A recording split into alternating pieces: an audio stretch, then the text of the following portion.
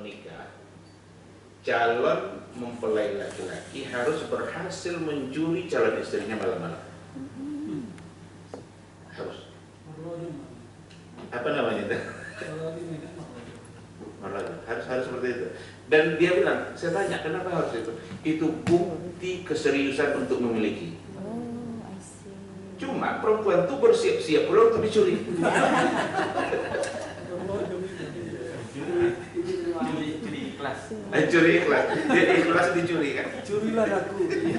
Berarti itulah curi yang dibolehkan. Ini satu tradisi, saya tanya, emang harus gitu? Iya. Nanti kalau kamu nikah, kamu seperti itu? Enggak, jadinya. Karena sama-sama di Madinah kan. Jadi itu satu bentuk tradisi yang memang kalau kita bawa bertentangan keadaan Al-Quran, sunnah, ijma, qiyas, ternyata iya. Berarti sebenarnya tradisi itu tidak dapat diteruskan seharusnya. Cuma betapa banyak juga tradisi-tradisi yang ada yang terkadang bertentangan tapi diabaikan dikarenakan oleh itu sebagai sebuah kebiasaan. Nah, karena itu syaratnya tidak ada nas, kemudian tidak bertentangan dengan dalil-dalil yang ada. Barulah nanti sebuah tradisi dapat dibenarkan. Kalau umpamanya ada khitbah. Khitbah itu secara syar'i, secara hukum syar'i itu kan ada. Di kita khitbah seperti apa? Itu nanti dikembalikan kepada tradisi. Bolehkah memberi hadiah saat khitbah? Juga boleh. Karena khitbah itu ingin menyatakan keinginan untuk memiliki, keinginan untuk menikah dengan seseorang, disampaikanlah kepada walinya. Nah, itu masa khitbah sebelum akad. Dan khitbah kan belum ada konsekuensi apapun, belum ada yang dihalalkan oleh khitbah. Boleh tak memberi hadiah? Boleh. Maka kadang dikasih cincin atau dikasih baju, dikasih jilbab dan lain sebagainya. Tapi ketika tradisi tukar cincin saat khitbah, yang laki-laki memasangkan ke tangan perempuannya, yang perempuan memasangkan ke tangan laki-lakinya, sudah ada kebolehan belum untuk dia melakukan itu? Belum, karena belum ada hal yang dihalalkan di situ. Akad nikah baru menghalalkan. Nah, sekarang dia sudah memegang-megangnya, pasang cincin gantian. Berarti itu sesuatu yang sebenarnya kalau dibawa kepada syarat ini, itu sesuatu yang salah. Khitbahnya syar'i, memberikan hadiah juga syar'i. Bahkan muncul permasalahan dalam kajian fikih itu. Seandainya nikah tidak jadi, khitbah dia kasih hadiah, boleh tidak hadiah ditarik kembali? Itu ada dibahas. Kayak dalam buah Zuhaili dalam fikih Islaminya dibahas. Kalau seandainya yang memutuskan pernikahan itu dari pihak laki-laki, berarti tidak berhak dia untuk menarik hadiah kembali. Tapi kalau yang memutuskan adalah dari pihak perempuan, berarti perempuan harus mengembalikan hadiah. Dan hadiah itu bukan bagian dari mahar. Jadi itu syarat. Kalau dalilnya yang biasa dipakai oleh para ulama untuk dalil tradisi dan itu, ini ungkapan Ibnu Mas'ud radhiyallahu anhu, ma ra'ahu muslimuna hasanan fahuwa indallahi hasan wa ma ra'ahu muslimuna qabihan fahuwa indallahi qabih. Apa yang dipandang baik oleh umat Islam, maka itu di sisi Allah juga baik. Wa ma ra'ahu muslimuna qabihan, dan apa yang dipandang buruk, jelek oleh umat Islam, fahuwa indallahi qabih, maka dia juga di sisi Allah itu merupakan sesuatu yang buruk. Ini yang biasa dijadikan untuk landasan untuk dijadikannya tradisi itu sebagai sumber hukum. Karena tradisi itu suatu kebiasaan, berarti dipandang baik oleh mereka yang melakukannya. Baik, kita coba lihat, bicara tentang tradisi menjadi sumber hukum, nanti dapat kita lihat pembagiannya. Tradisi dari segi bentuknya terbagi dua. Ada al-urful qawli, ada al-urful amali. Kalau al-urful qawli itu kebiasaan ungkapan, dan al-urful amali itu kebiasaan sikap, tindakan, perbuatan. Kalau qawli itu yang terucap oleh lidah kita. Contohnya begini, seandainya kalau kita bawa kepada hukum, kajian hukumnya, seandainya ada seorang suami bilang kepada istrinya, seandainya kamu makan daging, kamu saya ceraikan. Seandainya kamu makan daging, kamu saya ceraikan. Sekarang daging itu apa? Pagi-pagi makan sate ayam dia, kira-kira jatuh enggak tolaknya? Dia bilang tadi, jika kamu makan daging, kamu saya ceraikan. Makanya itu tadi dagingnya itu dalam satu itu apakah yang dimaksud kerbau?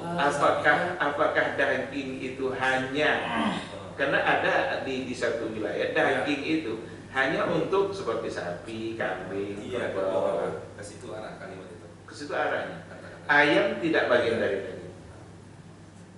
Tapi ada di satu wilayah ketika dikatakan daging masuk semuanya, ayam, bahkan ikan, udang itu daging. Nah sekarang untuk menentukan apakah tolaknya jatuh atau tidak, itu yang al-'adatul muhakkamah. Berarti dikembalikan kepada tradisi. Itu al-qawli, al-urful qawli. Tradisi dalam berbahasa. Kira-kira bagi mereka daging itu apa? Hakim akan melihat tradisi. Kalau di kita kan ada gerobak sate, sate ayam, sate daging. Berarti beda antara ayam dengan daging. Bang sate bang, ayam atau daging katanya. Berarti di kita membedakan, tapi di satu wilayah, di wilayah tertentu itu tidak membedakan.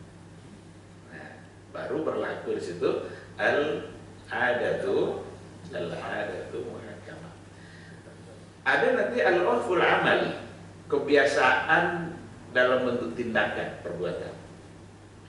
Di kita biasanya kalau seandainya kita membeli perabot rumah, katakanlah kasur, lemari, ada kebiasaan yang berbeda antara satu wilayah dan wilayah yang lain.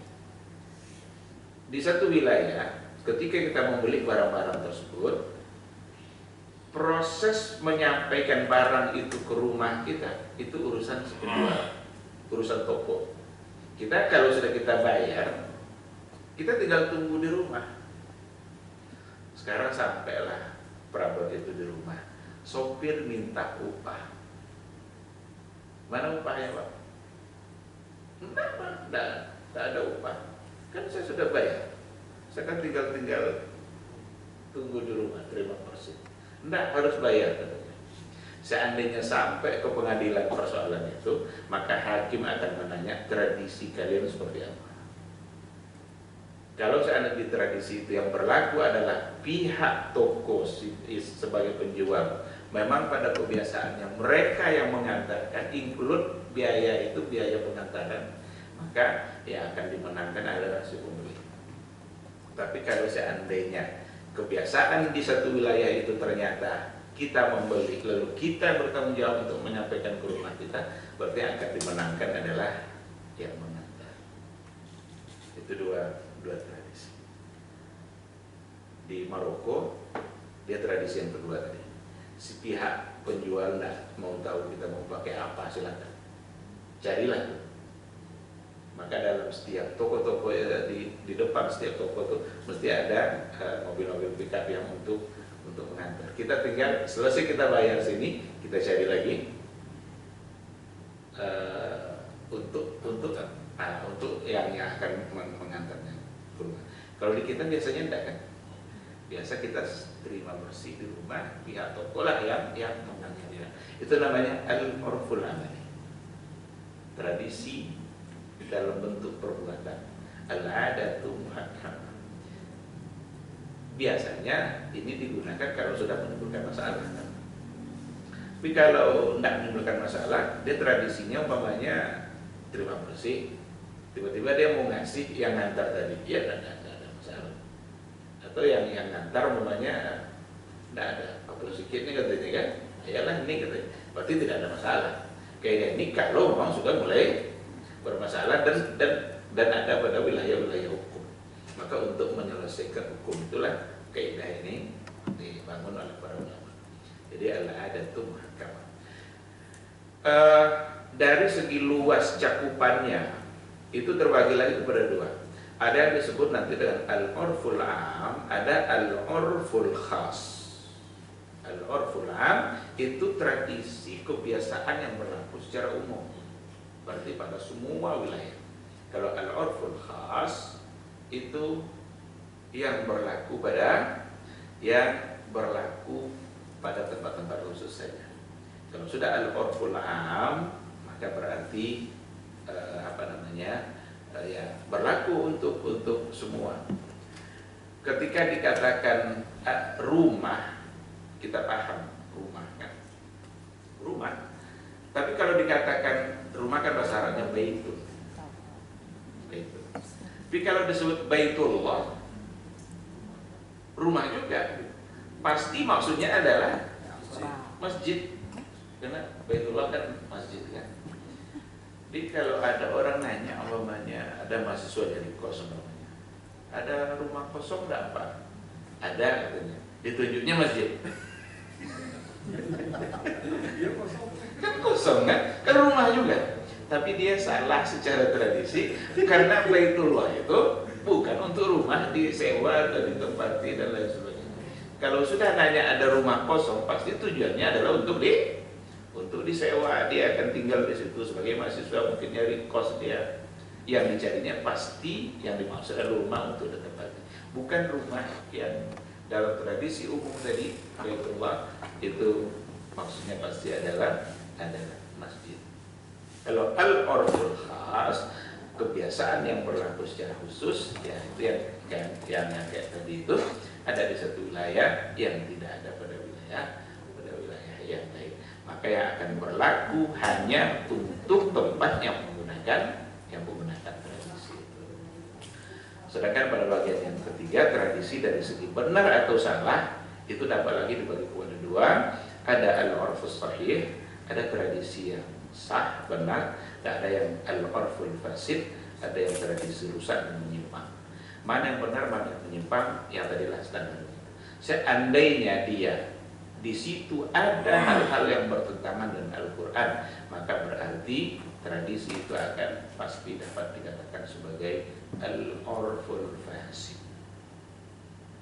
Pasti itu kalau ada yang bertentangan. Kalau di satu wilayah setiap ada peminjaman pada kebiasaannya mesti dilebihkan, berarti salah karena di dalamnya ada riba.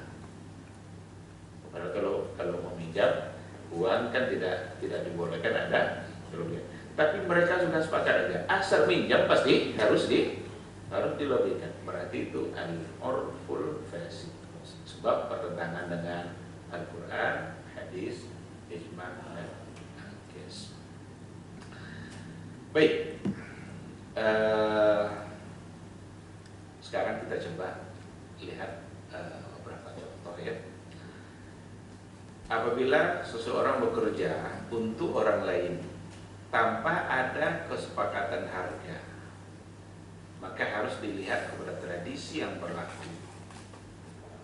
Umpamanya ada seorang yang ingin membantu, sebelum mau dia melakukan sesuatu pekerjaan itu tidak ada kesepakatan harga berapa dia kasih. Lalu kita mau ngasih berapa?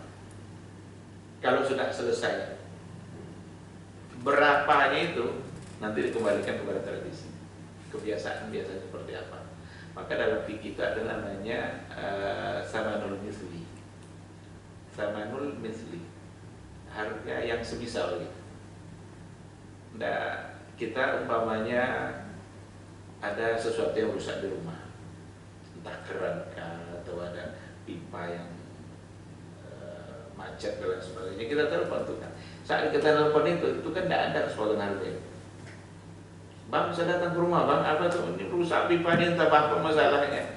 Ada tak kita tanya, berapa upahnya bang? Tidak kan? Dia datang, dia tengok, dia kerjakan, lalu upahnya berapa? Ada tuh muhakama. Kira-kira pasnya berapa? Secara kebiasaan kita berapa?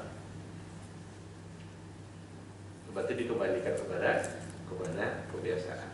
Umpamanya dia bisa menyelesaikannya setengah jam selesai umpamanya.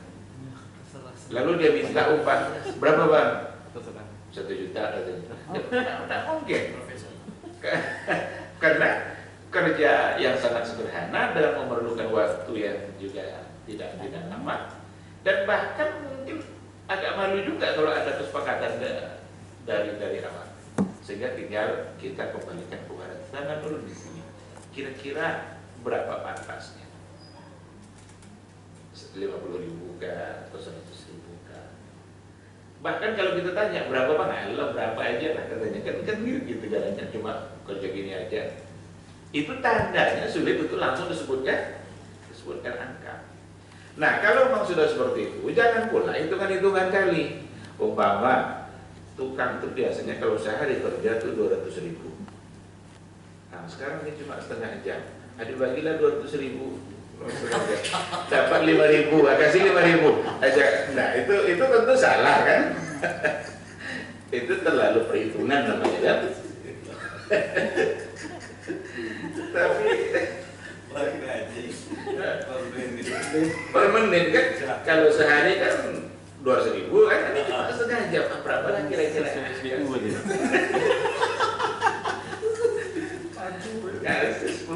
kan, apa yang bisa dapat lontong lebih 10.000 kan, kasihlah 50.000.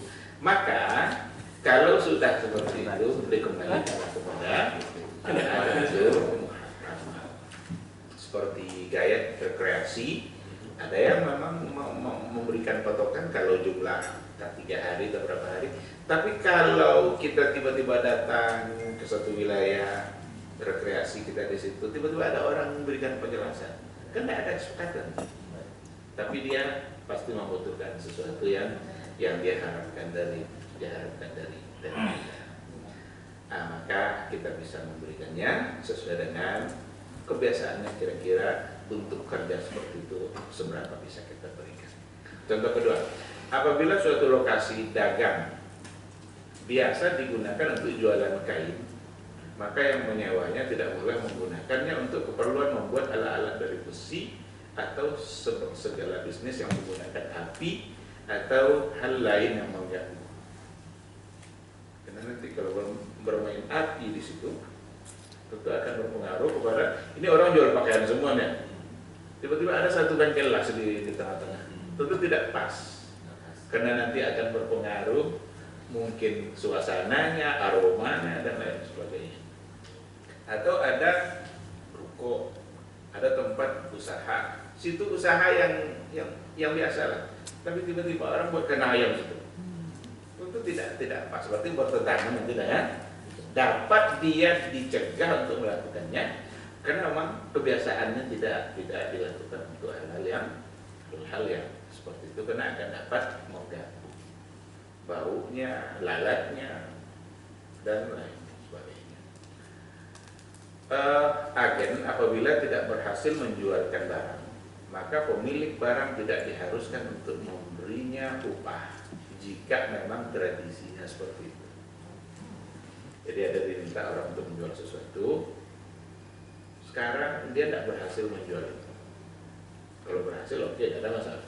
Sekarang tidak berhasil dia menjual, apakah dia dikasih upah dengan ketidakberhasilannya tadi? Tengok tradisi yang berlaku di sini.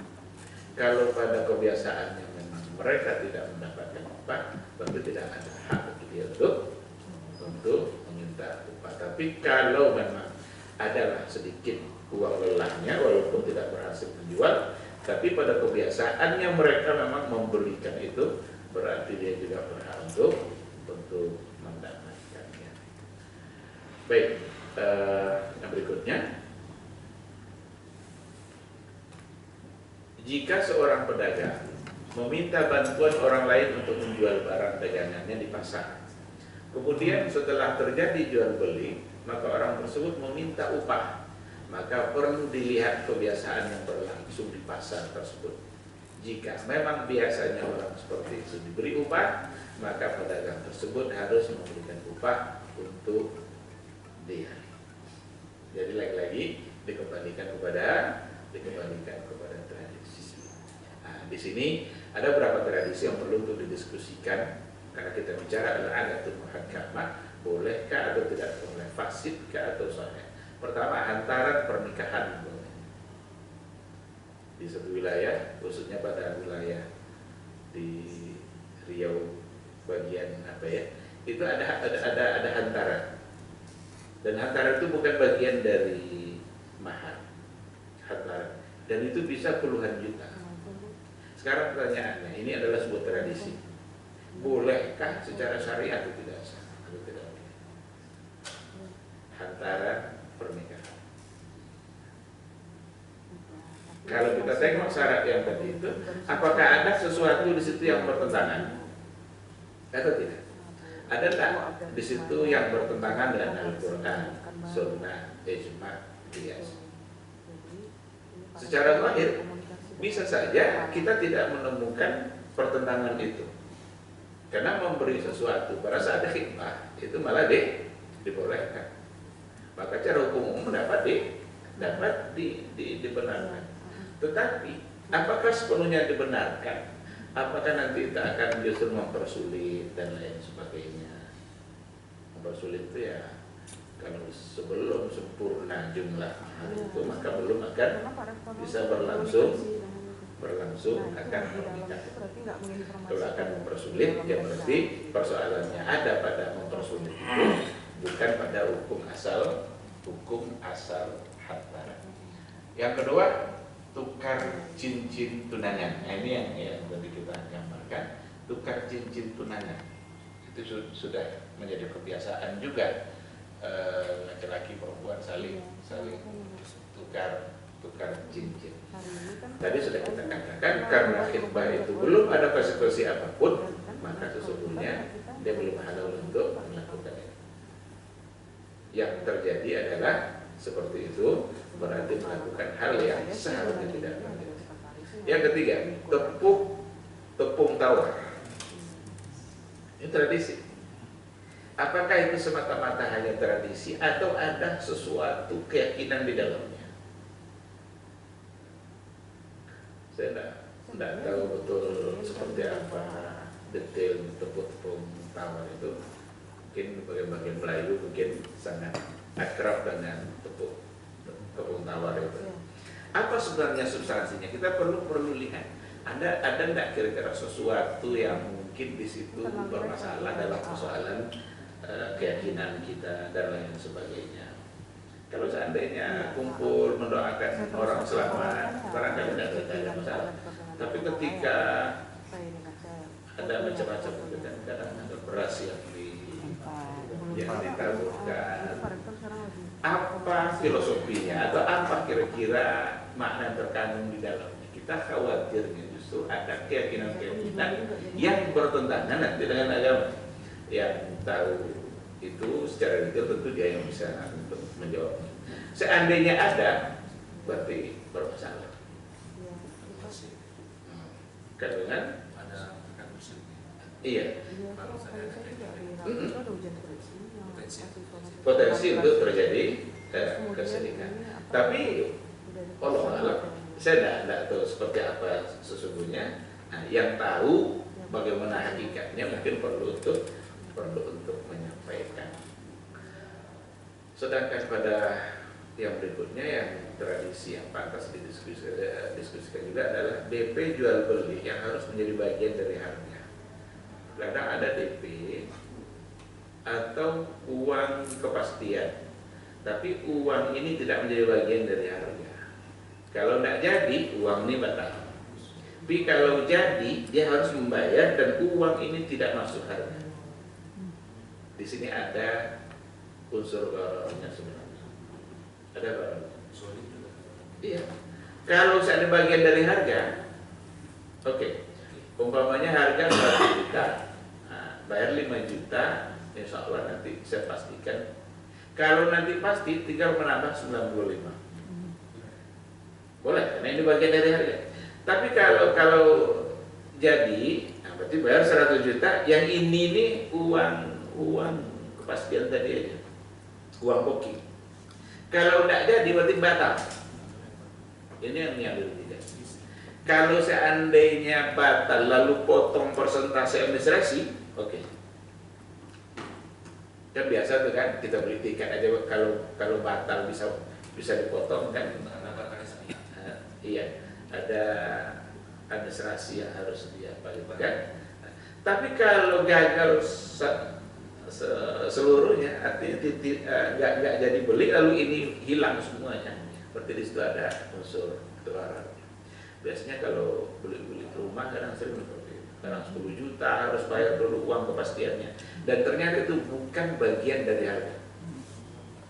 Kalau bagian dari harga, insya Allah aman, karena dia tinggal melanjutkan. Kalau seandainya pun tidak jadi, ini akan bisa dikembalikan, tetapi mungkin ada potongan administrasi persentasenya, itu silahkan saja. Itu hak untuk yang mengamalkan, karena dia juga membatalkan pembelian. Ini mungkin yang menjadi kajian kita pada pagi hari ini. Inti dari kaidah ini bahwa sesungguhnya kebiasaan itu dapat menentukan hukum, kepastian hukum dalam kehidupan kita, boleh